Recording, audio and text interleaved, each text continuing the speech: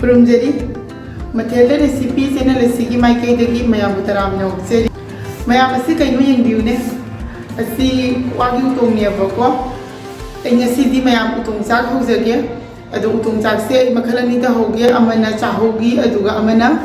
अखोगी चाहोगा कोलुवाइगा mix तौरगा हौगे मयाम उतोंग चाक हौबसे यामना लुबमक्ति नते अदुबु हौबगी मतांगदे अखोगी चाकसे पेतना चाबा हाउतबा अदुमाइनगा तौबा मयाम अमसु यामना याविबको अदुना करमना अखोगी उतोंग चाकसे perfect ओइना हौगनी हेना हाइबदो अइ video सिदा मथंग मनाव नाइना उचगे मयाम वीडियो से लोइबा फाव मीटिंग ताबियो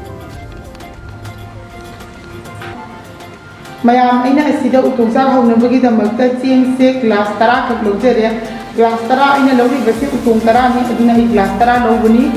अदो माइ माइगे हौगदबो उतोंगदुगी चांगनि मतुंग इना चेंग से लौबिउ अदो उतोंग से उतोंग पुनमक मानदे खरमना चेंग बजावी अदो खरमना सांग यावी अदुना चेंग से लौबा मतमदा मागी हौगदौरिबो उतोंगी चांग मतुंग इना चेंग से लौबिउ अदो अइना दिसिदा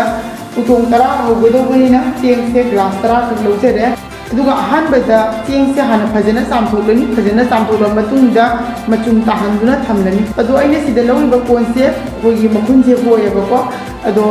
असिगुंबा नत्रगा सु चेंजामुगुंबा नत्रगा थुमोगुंबदा अदुम चामसु यागनी मचुमदा फजना ताहनगनी चामला मतुंगदा उतोंग अहुम खक चेंगा कोलुवाइगा मिक्स तौरगा हौगे अइना असिदा कोलुवाइ खरा मा लौजरे अहानबदा उतोंग से फजना चामथोकपिगनी फजना चामथोकला मतुंगदा ngahak uthoktuna thambigani machum tanabagidamakta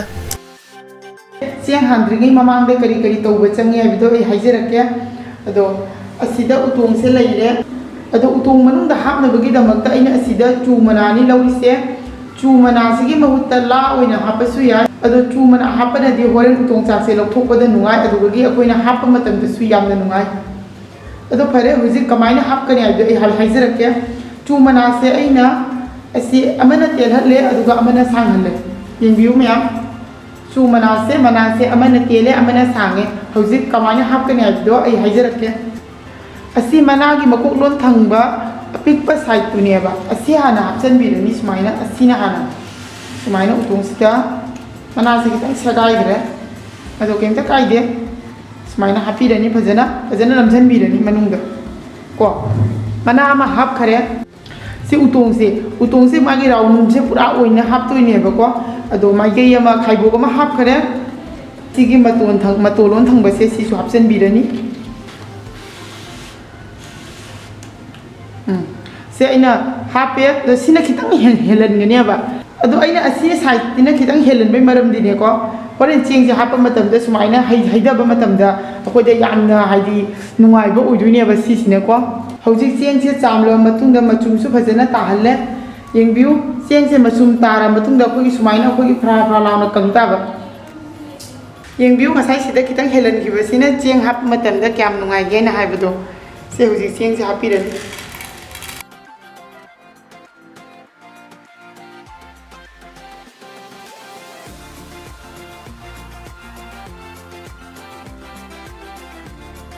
हौजिक अइना ममांगदा चेंग ngakta hanba utung ama uchagare हौजिक असिना चेंगा कोलुवाइगा से मिक्स तौरे असिसु उतोंग अमा दा हानबिरनि असिसु ngасai ममांगी दुमाइना चमानना उतोंग से चुमना से हापिरे दुदगी चेंग से हापिरनि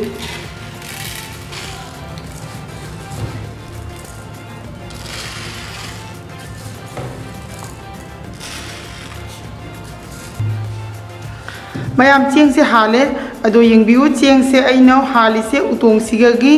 काप अमा वाटना हानबा सि काप अमनिनको काप अमा वाट फाव हानबा सिभौतने अइना हाली से चेंग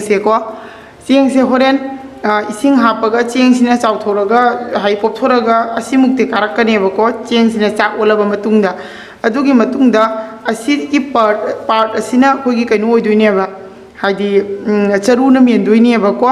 अदो करिगुंबा चेंग सिना अखोइना यामना थन्ना हांजनबा तारगदी मनुंगलोंदगी चाक सिना कन्ना फोर्स कन्ना इलक्पा मतमदा मागी खुमलिबा चरुदो पाइथोखिनेबा अदुना अखोइना हापा मतमदा खजिक वाटना हापिगनी हौजिक उतोंग असिदा इसिंग से हापिरनि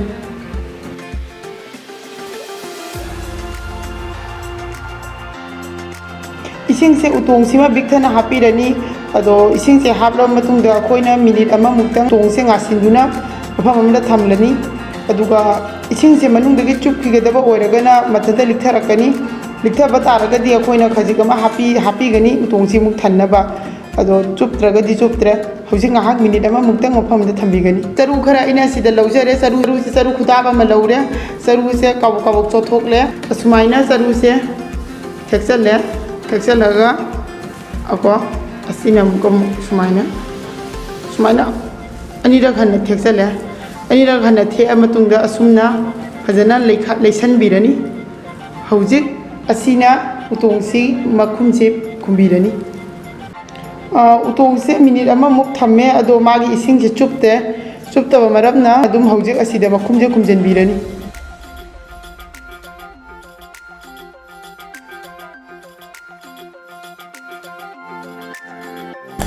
ngасai charu leisanba matamda extra ising singdo loina thokhrabani aduna isingi changse chap charabani hojik asida hankhiba mawong asumna chap manana utong atai su loina hanbirani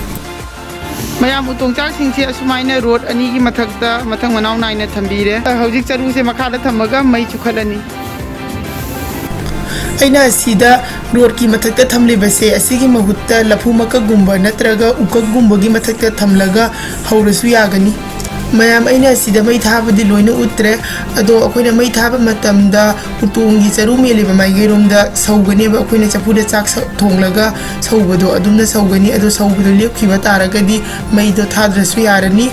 chak yaiba gumna adum asabadi mathakta utongje ngak thamlaga yairaga adum mullani फजना माइकई पुनमक मुन्नबगी दमकता वागी मतेंगना नत्रगा Khudna उतोंग सिंगसे लेथोक्तुना ओंथोकपिगनी हौजिक मै थारगसु यारगनी मागी मनिनजिना अदुम मुल्लनी उतोंग चाकसे मुल्ले हौजिक उतोंग से थुगाइदुना येंगलसी कमाय Tawi हाइबदो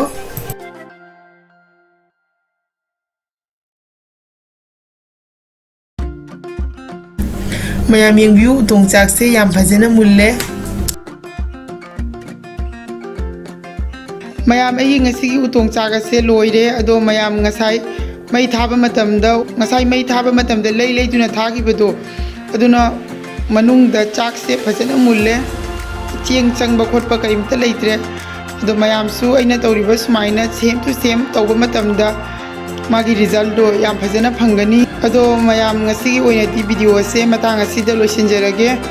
mayamna igi video se loina yengna matungda like to biramu share to view loina na channel asida no boiragana subscribe to biramu subscribe to matungda bell button number kaubiganu aigi makha taba video gi notification lakna bigi damakta